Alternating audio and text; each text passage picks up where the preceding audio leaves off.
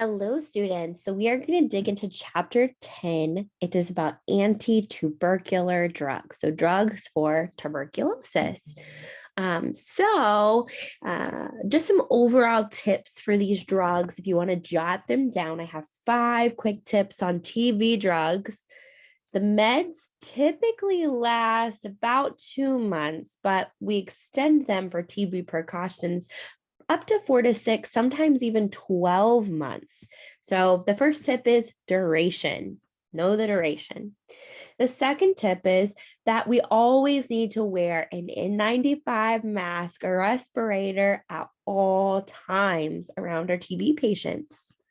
The third tip is that the patient's family needs to be tested for TB if they are TB positive. The fourth tip is sputum samples need to be collected every 2 to 4 weeks so we can determine, first of all, is our medication effective? And second of all, is our patient no longer TB positive? And the fifth tip is that we need to have 3 negative cultures on 3 different days to clear their TB positive status. So those are just some overall handy dandy tips for TB as you think about your experience with them in the future as a nurse. Okay, so let's jump into the drugs themselves. So there are 4 very common drugs for tuberculosis. Unfortunately, they're not on this page, so you just have to go with me there. RIPE. RIPE is your acronym that will really help you remember these anti-tubercular drugs. The R stands for rifampin, RIFAMPIN, rifampin. Very, very, very common tubercular drug. Some hints about, or some tips about rifampin. It does turn things red or orange. So red for rifampin, red fampin, right? So tears, urine, sweat turning orange or red, totally normal when you're on that medicine. Okay, it's really important that our patients know that they cannot wear contacts if they're on rifampin because it'll actually stain the contact. So they need to wear glasses. And then we also want our patient to use a different type of oral contraceptive, or excuse me, a different type of birth control if they're on oral contraceptives because it can render them ineffective or less effective at least. And then we talked about them turning red and orange on rifampin, but we don't want them to turn yellow in their eyeballs, right? That is an indication of jaundice. So we need to be monitoring for jaundice, which will show up a couple other places. So the more their skin from their head to their toes. And we also want to watch their liver function tests when they're on this. We do know that all TB drugs are very hard on the liver. Okay. The next in our acronym RIPE is I. I is for isoniazid. And thankfully, it's actually on this list. So isoniazid. Isoniazid interferes with B6 absorption. So we worry about that because having decreased B6 can cause peripheral neuropathy. And so because of that potential for neuropathy, isoniazid isn't always our first line, but it is a very common TB drug to be included in the treatment of TB. And then isoniazid, just like rifampin, is hard on the liver. So we need to be monitoring for and reporting any signs of jaundice. Also like dark urine, which would be an indication of increased bilirubin in our blood, etc. And just like rifampin, because it's hard on our liver, we really don't want these patients drinking alcohol while they're on TB meds because they are hepatotoxic. Okay, P. P stands for pyrazinamide. Sorry, guys. Pyrazinamide. One more time. Pyra, pyra, zina, zina, mide, mide. Pyrazinamide. There we go. We got it out. So kind of just the same thing with that medication, just the same concerns about the liver, etc. And then the last one in our RIPE acronym is E, and E is ethambutol. I'm going to try, guys. I'm stumbling over these words. Ethambutol. There we go. And that is Ethambutol. Ethambutol. And with that medication, we want to make sure that our patients are reporting any vision changes or any loss of their color vision. That would be a concern with that medication. Okay, so that's our RIPE medications for tuberculosis. It is very important that you know those medications. If you want to review them again, there is a fabulous TB video that I shared in the Google Classroom under week 2 video links. I encourage you to watch it. So let's talk about how these TB drugs work. Well, they're bacteriostatic. They stop the tuberculosis bacteria. They work to inhibit the cell wall synthesis, and that way the bacteria can't multiply. Most TB drugs we're using in combination with other drugs to treat active TB. Isoniazid is not one of those drugs we would use in combo with the others. Standard treatment with TB drugs. So TB drugs are given in 2 different phases. There's an initial phase and there's the continuing phase, right? So primary treatment drugs, we have the, rifampin, isoniazid, ethambutol, and our pyrazinamide. A couple of those drugs we may use in that initial phase to treat the actual active TB. And in the continuing phase, we're going to be giving you a medication that you can take on a more long-term basis to control the return of that, right? Or the resurgence of it. Includes the use of retreatment. So if you need to be treated again, it includes the use of 4 or more anti-tubercular drugs. Wow, right? And then treatment is individualized based on how susceptible your particular bacterial TB bacteria is, right? The susceptibility of that microorganism. Okay. Woo, sorry about that. We're kind of all over the place on this one. Ethambutol, adverse reaction. So we already talked about the potential for eye issues. So that's the one under more severe reactions, optic neuritis. We're looking for changes in vision and color vision changes. And patients are also more likely to be allergic to this medication. So be watching for those type of reactions. Dermatitis, which is, inflammation of the skin, and pruritus or itching are pretty common with this medication. Joint pain needs to be reported to the doctor. And then GI symptoms are pretty common: anorexia, loss of appetite, nausea, and vomiting. Okay, contraindications for ethambutol. We don't want to use this with anyone who's obviously allergic to the drug or younger than 13 years old. You have to be at least 13 for this medication. And then if you're pregnant or you have a history of liver or renal issues, or you're diabetic and you have trouble with your eyes because of your diabetes, like retinopathy or cataracts, we want to be careful giving you this medicine. In pregnancy, it is a risk category. It's a category B, which we know A is the least risk, B is, moderate risk. So we're versus benefit on the doctor's part for prescribing this. Hepatic and renal issues. We know these medications can be hepatotoxic. They can also not be excreted properly if you have renal issues. And then we already know that there's an issue with vision and color vision loss. So if you already have vision issues, probably should not take this medicine, but the doctor would make the final determination. Okay, isoniazid. So we're going back to our eye. I wish these were in the right order. Generalized reactions to isoniazid: nausea and vomiting, epigastric distress, just those general GI issues. Skin eruptions and fever, something to look for. Hematologic changes, specifically are leukopenia and sometimes some thrombocytopenia. We're looking at decreased blood counts. Jaundice. I already told you we're looking in the sclera of the eye for yellowing. We're also looking for yellowing of the skin coming head to toe.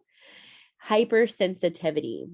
So allergy can happen, guys. We need to be watching for hives, wheezing, right? Dyspnea, those kind of things. Itching. Toxicity. So there is a risk of toxicity, specifically neuro and hepatotoxicity with isoniazid. With neurotoxicity, this is when we talked about causing issues because of decreased B6. peripheral neuropathy can occur. And then severe, sometimes fatal hepatitis has been associated with isoniazid. So we need to be carefully monitoring our LFTs, looking for dark urine, and reporting any jaundice. Absolutely no alcohol. Okay, contraindicated if they have a history of allergy. We want to be very careful if they're pregnant. This is a higher risk for pregnancy, lactating, or they have liver or kidney issues. Okay, interactions with isoniazid. We don't want to mix these with aluminum salts because of decreased absorption, or anticoagulants because blood thinners and isoniazid together can cause increased risk of bleeding. Mixing them with phenytoin, which is Dilantin, a seizure medication, can increase the serum levels of the seizure medication and cause some neurological depression, right? And then alcohol in beverages, we know increases our risk of hepatitis due to the hepatotoxic potential for isoniazid. Okay, here's our P, pyrazinamide. Adverse reactions to pyrazinamide include nausea and vomiting, diarrhea, our GI stuff, right? Also muscle aches and general weakness, myalgia, and rashes, okay? Pyrazinamide, I told you, is just going to be more of that hepatotoxic kind of common denominator complication. So we want to be looking for decreased increased liver enzymes. So our liver function tests, and we also want to be looking for jaundice. Okay, contraindicated in patients that are allergic, have gout, or severe liver issues. Okay, we want to be careful during pregnancy and lactation if our patient has, some hepatic impairment that maybe isn't as severe as we were talking about earlier, or some renal impairment. If our patient has HIV or our patient has diabetes. Now, this medication interacts with allopurinol. Allopurinol and colchicine and probenecid are gout medications. So that's why if they have acute gout, we don't want to give them this particular medication, pyrazinamide. So it decreases the effectiveness, and we definitely don't want that. And then our R, so these were kind of out of order, but we hit them all. Rifampin. Adverse reactions to rifampin. We talked about red-orange discoloration of body fluids. We expect that, right? All of our GI symptoms, nausea, vomiting, epigastric distress, potentially some heartburn. Okay. And then some fatigue, potentially some vertigo. So be looking for those kind of dizziness or the room is spinning symptoms, your patient to report those. Rash, and then hematologic changes like we talked about earlier, and renal insufficiency while on rifampin. Rifampin is contraindicated in patients with known hypersensitivity, which means they are allergic. And we want to be careful if they have renal or hearing issues because rifampin can also affect our ears. During pregnancy or lactation, we also want to be very careful. Now, rifampin interacts with antiretrovirals. So any of patients that are on those, like our HIV patients or our patients that maybe have herpes and are taking an acyclovir, we need to be very careful giving them rifampin. Also digoxin. Digoxin, it can cause digoxin toxicity. Oral contraceptives, we talked about that one. They need to be on an alternative form of birth control. And we don't mix rifampin with isoniazid. That's why it was outside of that circle. Even though we do use isoniazid as a primary drug to treat tuberculosis, it's not one of those ones that we pull in with the other medications when we're using multiple medications as a primary response. Okay, so your primary drugs to treat tuberculosis are your RIPE, but we don't want to mix the R and the I together. Oral anticoagulants, we do have an increased risk of bleeding. Oral hypoglycemics, we do have an increased risk of hypoglycemia. Chloramphenicol, phenytoin, and verapamil, it can change the way that your body responds to those drugs. So we're moving into that nursing process aspect of each chapter that we do, right? What is your job during ADPIE, ADPI? So during assessment, before you give the medication, you need to figure out What is my patient's family history? Who have they been around? Have they been tested for TB, right? And does my patient have active TB? Hopefully so, if I'm giving this medication, and their family needs to be tested. Additionally, I would get some vital signs, medical history, family history, allergies, and do my thorough assessment of my patient. Ongoing assessment, this is after I've given the medication, I'm continuing to give it on an ongoing basis. I need to be looking at my patient for their appearance or for appearance of adverse reactions. I'm looking for jaundice. I'm looking for peripheral neuropathy symptoms. I'm looking for vision issues or hearing issues, right? All of those things. I also want to report any adverse reactions if I find them and watch their vital signs and trend them. Diagnoses. So my RN will probably diagnose my patient, as far as the nursing diagnosis is concerned, with acute pain, because there are some of these things like peripheral neuropathy that can be painful. Additionally, some of these medications can cause epigastric distress, which could be painful. Imbalanced nutrition, less than body requirements due to my decreased appetite, and risk for ineffective self-health management. There's just a lot going on with a patient that has TB, and they require a lot of education. And sometimes we're not able to, as patients, we're not able to juggle all of that. So planning, goal setting, right? We want an optimal response to therapy. We want to be able to manage any adverse drug reactions, and we want our patient to understand and comply with the regimen. Implementation. So to get my patient to have the best response to therapy, I need to allow them to ask questions, and I need to support them. So if they need somebody else to answer their question, like our social worker, maybe a dietitian, I bring those people in. I talk to my physician about consults that my physician must order in order to get my patient the help that they need. Really be a good patient advocate. For monitoring and managing my patient's needs related to acute pain, with this, they're going to be also getting frequent parenteral injections, right? So they're going to be getting these injections of medication that's going to be ouchy. So we need to rotate those injection sites. We need to be looking at those injection sites for redness or tenderness, any swelling, and notify the doctor if we do have an issue that develops.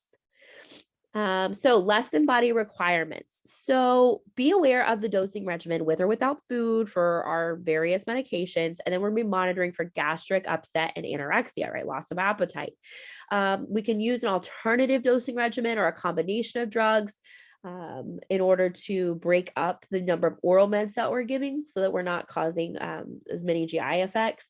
And then explain to our patient that their body fluids may change color, especially if they're on rifampin, and so they can inspect that.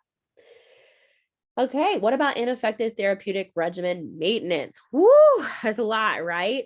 So to help with my patient not taking the medication, because this is a long time they have to take this medication, at least 2 to 4 months, potentially even 6, up to 12. This is a long time of medicine. We need to make sure our patient's taking it. And if we suspect noncompliance, the doctor may want us to do DOT, directly observed therapy, where we're visually seeing them get their medication.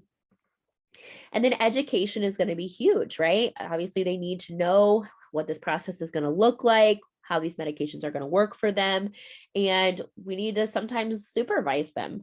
So explain that short-term therapy is not effective here. This is a long-term therapy. Also, be listening that for things that may indicate that our patient is not going to be compliant, in which case we need to report that to the doctor so everybody has a heads up that we might not be able to get this patient to comply and understand the medication regimen. Evaluation, our last phase of that nursing process. We achieved our therapeutic effect. Yes, right? Our patient's TB is treated. Adverse reactions were identified, reported, and managed.